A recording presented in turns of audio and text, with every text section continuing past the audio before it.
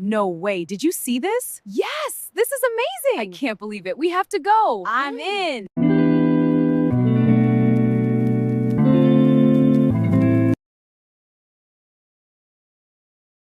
Amara was the kind of girl people noticed before they heard. When she walked across Royal Crest University, her heels clicked like they were announcing royalty. Her hair was always perfectly laid, her clothes always expensive, her phone always the latest model. Students turned their heads, some in admiration, some in quiet dislike, Whoa, she's others fine. in fear of becoming so her beautiful. next target. Definitely a queen. They called her the Campus Queen, but not because she was kind. They called her that because she ruled with pride, sharp words, and a heart that had forgotten how to bend. Amara was in her final year, studying mass communication. She came from a wealthy home in Lagos. Her father owned a chain of hotels, and her mother ran a popular fashion house. From her first day on campus, Amara had made it clear she was not like these people, as she often called them. She lived in a private off-campus apartment, drove her own car, and moved with a small group of girls who check followed this her out. like Wow, shadows. that's so cool. I know, If someone right? greeted You all her, are having she too replied much fun. only if she felt like it. If someone bumped into her, even by mistake, she would embarrass them publicly. If someone dressed poorly, she mocked them. If someone spoke wrongly, she corrected them with insults. "Must you breathe so loudly?" she once snapped at a girl in the cafeteria. The girl had only been eating. Lecturers tolerated Amara because she was intelligent. Students avoided her because she was cruel. And Amara, she saw nothing wrong with herself. To survive in this world, she often told her friends, you have to be hard. Soft people get used. So she became hard. Hard in words, hard in looks, hard in heart. Every year, new students arrived, and every year Amara chose a few to torment. Not always openly, but enough to remind them of their place. People whispered about her, but nobody challenged her. It was easier to keep quiet. Until Daniel arrived. Daniel Nwaye transferred to Royal Crest University at the beginning of the second semester. He was also in final year, studying architecture. He wasn't rich, he didn't dress to impress. He wore simple clothes, clean sneakers, and carried himself with a calm confidence that didn't beg for attention. From the first week, people noticed something strange. Daniel didn't react to Amara. When she passed, he didn't turn. When she spoke loudly, he didn't look. When people warned him about her, he only smiled. "She's just another human being," he said. Those words spread faster than any rumor. Amara heard them, and she didn't like them. One afternoon, in the school cafe, You can't just say that Amara and was walk complaining away. loudly What? about I was the just slow kidding service. around. It wasn't very "Is funny, this though. university cafe or a village kitchen?" she said, tapping her nails on the table. "I ordered 10 minutes ago. What is taking so long?" The cafe attendant, a shy boy named Kunle, apologized again and again. Then a calm voice came from the next table. "Relax. They are humans, not machines." Amara turned sharply. Daniel sat there, sipping juice, eyes on his phone. "Excuse me," she said. He looked up. "You heard me." Her friends gasped softly. "Do you know who I am?" Amara asked, her voice rising. Daniel studied her for a moment. "Yes, a student, same as me." Laughter burst from another table. Amara stood up. "You must be new here. People don't talk to me like that." "Then they should start, because respect doesn't belong to only one person." The cafe went silent. Amara's face burned. No one had spoken to her like that before, not without apologizing immediately. She waited for fear. It didn't come. Instead, Daniel turned back to his drink. Amara sat down slowly, anger boiling inside her chest. From that day, she watched him. She expected him to avoid her. He didn't. She expected him to apologize later. He didn't. She expected him to fear her. He didn't. And that disturbed her more than insult ever could. A week later, during a group presentation, fate paired them together. When Amara saw Daniel's name on her group list, she scoffed. This lecturer must be joking. In their first meeting, she took control immediately. I'll handle the introduction and conclusion. You people will send me your parts. I'll edit everything. We must not fail because of mediocrity. Everyone nodded quietly. Everyone except Daniel. I'll handle my own part, and I won't send it for you to rewrite. Amara's eyes widened. What?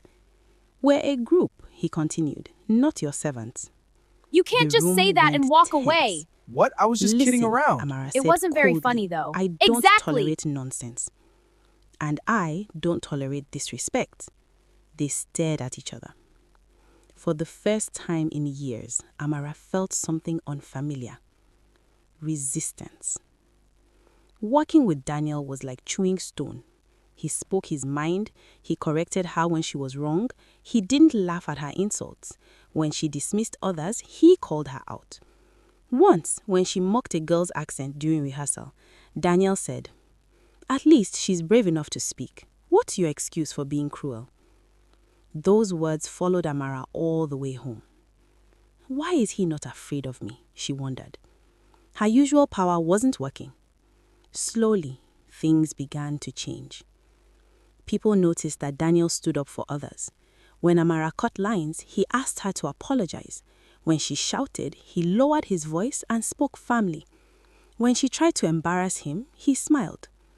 And the strangest thing, people started supporting him. Students who once kept quiet began to speak. Some even challenged Amara, knowing Daniel wouldn't allow her to crush them. Her throne was shaking. One evening, Amara overheard two girls talking behind the faculty building. "She's not as powerful as before," one said. "Since that Daniel came, she's been quiet." Quiet.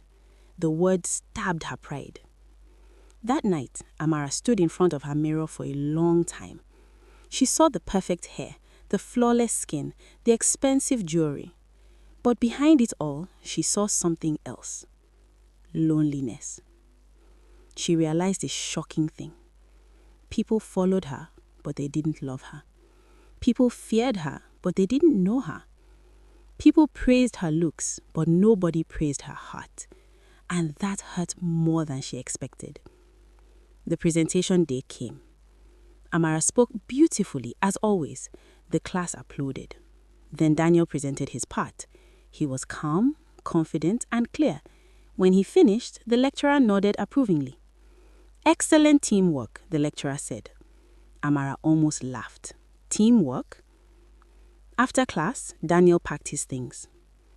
"Why do you always oppose me?" Amara asked suddenly. He paused. "Because someone has to." She folded her arms. "You enjoy embarrassing me." "No," he said. "I enjoy reminding you that other people matter." "You don't know me," she scoffed. I am "You so know how sorry. you treat people," Please he forgive replied. me. "And it's I not feel strength, awful. it's I am so insecurity." sorry. The word hit her hard. Insecurity. Daniel continued. "Strong people don't step on others. They lift them." Then he walked away. Amara stood there, unable to move. That night, she couldn't sleep. She remembered faces she had insulted, voices she had silenced, tears she had ignored. For the first time, she asked herself a dangerous question. What if I am the problem? Days passed. Amara tried to return to her old ways. But something inside her had cracked. When she opened her mouth to insult, words refused to come easily. When she saw fear in people's eyes, it didn't thrill her anymore. It disturbed her. One afternoon, she met Kunle, the cafe attendant she often insulted, struggling to carry drinks. Instinctively, she walked past. Then she stopped. She turned back. "Let me help," she said quietly. Kunle stared at her like he saw a ghost. She carried 2 trays. It felt strange, but also light. The next week, she apologized to the girl she once mocked in rehearsal. "I was rude to you. I'm sorry." The girl nodded, shocked. "Thank you." Word spread. The campus queen had changed. Some didn't believe it. Others waited for it to be a trick. But Amara continued, slowly, awkwardly, honestly. She greeted people. She said thank you. She listened. It wasn't easy. Pride fought her every step. Sometimes she failed, sometimes she snapped, but now she corrected herself. One evening, she met Daniel near the library. "I don't need your approval," she said. He smiled slightly. "Good. But," she added, "you were right." He looked at her, surprised. "I was insecure," she said softly, "and I hid it behind pride." Silence stood between them. Then Daniel said, "The strongest people are those brave enough to change." Amara nodded. For the first time, she didn't feel like a queen. She felt like a human being. And strangely, that felt better. By her final semester, Amara was no longer feared. She was respected. Not for her clothes, not for her money, but for her growth. Students now came to her not because they were afraid, but because they trusted her.